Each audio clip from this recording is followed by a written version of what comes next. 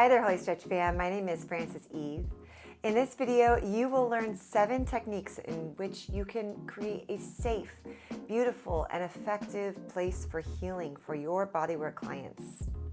I have over a decade of experience practicing massage therapy, stretch therapy, and energy healing. And these are things that really create the space. It really helps the client to feel relaxed and ready to receive. Please subscribe to the channel if you haven't yet done so, and then let's get started.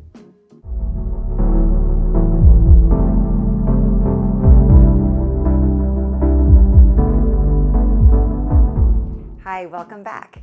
Number 1, making sure that your space is as immaculately clean as possible. Making sure that if you have rugs, they are vacuumed. If you have floors, they are swept. If you have a table, it has been sprayed down with disinfectant before putting the sheets on. If you have a bathroom, making sure every corner is cleaned. Every mirror has been sprayed down. If you have a toilet, definitely make sure that it's been scrubbed down and disinfected. The countertops should be disinfected.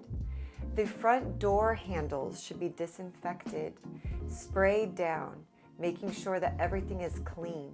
Now, I highly recommend organic cleaning products because chemical cleaning products can leave people feeling very sensitive. When I go to a massage place and get a massage, sometimes I'll walk out of there just sneezing or itchy eyes because they've used all kinds of chemicals.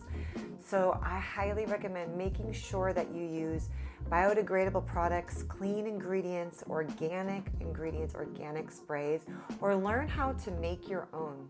This is really important process because you don't want your client to leave with an allergy. Number 2, now that you have cleaned your space surfaces to avoid illness or picking up anything, next you want to clean the air. The air, airborne illness is a real thing. So when you spray everything down, you will be spraying the air, so that's good as well. I also recommend that you have windows that you can open up. Now, when you're practicing the massage work and it's a cold day or it's late at night, then what you can do is you can open the windows 30 minutes before the clients arrive or your client arrives and make sure that the air comes through and cleanses the space. This is really important, especially when it comes to creating a nice feng shui, creating a nice feeling, creating a mood. You don't want it to smell like if you've been eating in your space or you've worked on someone else in the space that day, or you practiced yoga in the space. I don't know what you do in your space, but you don't want any kind of lingering smell or energy from those things. You want to clear out the energy, you want to clear out the smell. So opening the windows, and that will help to clear everything out, especially if you've been spraying things down and cleaning things. Sometimes the linger of the sprays you used can be subtly irritating to people, even if it might be unconscious, might be subtly irritating. You want to make sure that that's all cleared out with fresh air. Number 3, making sure your space smells nice. A good way to make your space smell nice is with fresh flowers. I love having fresh flowers in my space. It's a natural way to make it smell nice. Another thing is using essential oils. Now, I would say be very careful with essential oils as they can be very potent. And you want to make sure that they are organic, they're clean, they're natural. You don't want to just go to any store and buy any essential oil. You want to really make sure they are high quality because, again, you don't want to create any sort of blocking in the sinuses. You don't want to give people chemicals, you know what I mean? So making sure that everything is very clean. And when you do use essential oils, I recommend not using them right on the table. I recommend using them around the table. So if you have a carpet or a rug, you can actually lightly spray the carpet. You can lightly mist it. You can also lightly mist your curtains. And you can lightly mist any sort of material that you have, like a blanket that's around. You can lightly mist it. Now, what I mean by lightly mist is really using a good water to oil ratio so that it's very, very light smelling. You don't want an overpowering smell that can really irritate people. So really making sure that it's diluted enough that it's a very mild smell, and using healing essential oils as well.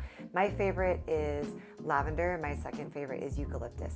Those two are really nice because they're fresh and they're healing. On that note, I will say I do enjoy incense in a room, but only if the windows are open.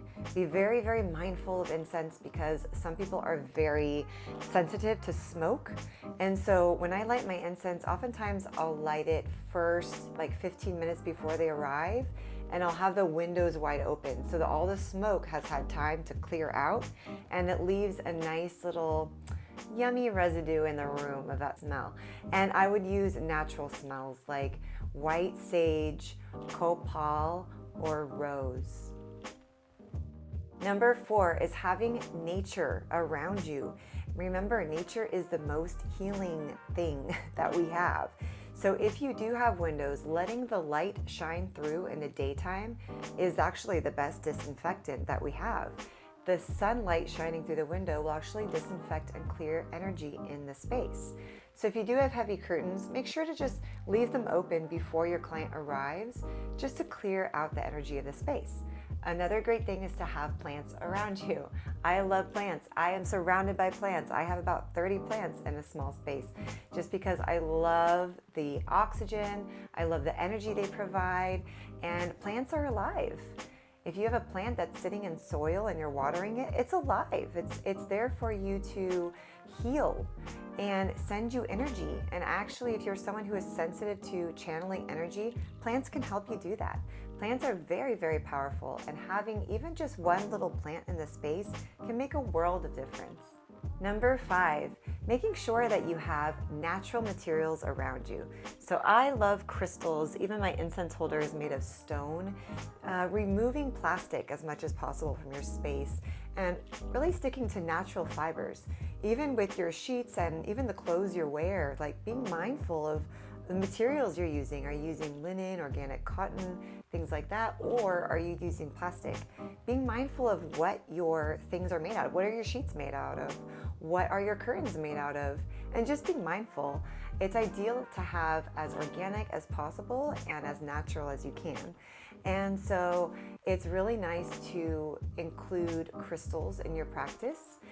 It's not necessary, of course, but having at least one crystal can really change the vibe of the space.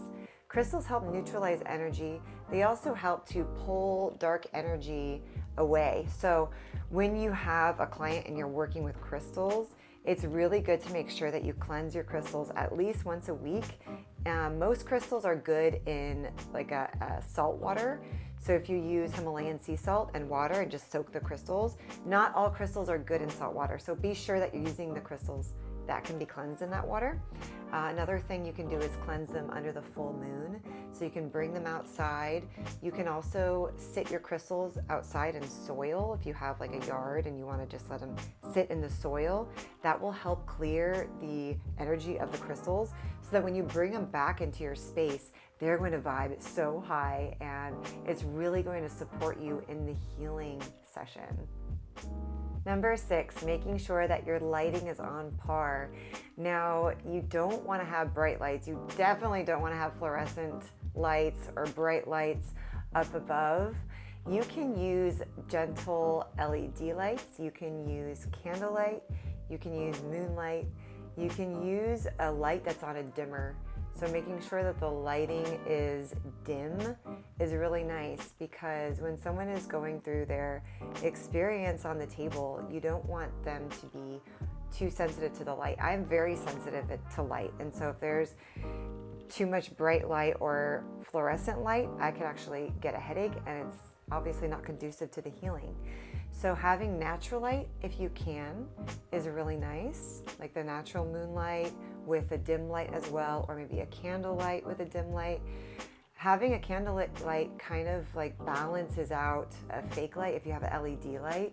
So playing with lights, using dim lights, you can even use like the LED candles to light up the space, but just using enough light so that it's appropriate for you and the client, that you can see what you're doing, and the client has the ability to turn over when the time is appropriate. They can see well enough.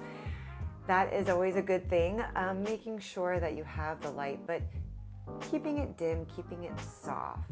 And number 7 might be a little obvious, but it's the music that you play. It's the frequency that you're emitting in the room, and that is with music. Now, there is a little debate about music. Some practitioners say no words because the person must go through their own experience and you don't want words to distract their experience. Okay, I completely understand that. And personally, when I receive a bodywork massage, I really enjoy lyrics because the lyrics kind of pull me into another world. Both. Instrumentals is great. Lyrics can sometimes help me not think about anything, because sometimes when there's just instrumentals, I get stuck in my own thoughts. But when there's words, it kind of distracts me away from my thoughts. So I would say that both can be okay, and I have used both. I have noticed that my clients enjoy both. You want to play high vibrational and healing music. So this means that if you do have music with words in it, make sure that the words are positive and uplifting. Okay, so that is what I have for you today. I hope that you may have learned something. If you did, definitely leave a comment below. Or if there's anything that you do in your practice and you'd like to share with the community, also leave that as a comment below. All right. Thank you so much for joining me. Please check out my other assisted stretch videos. I have many of them for you with lots of different tips, tricks, and new techniques. And I'll see you in the next one. Feel free.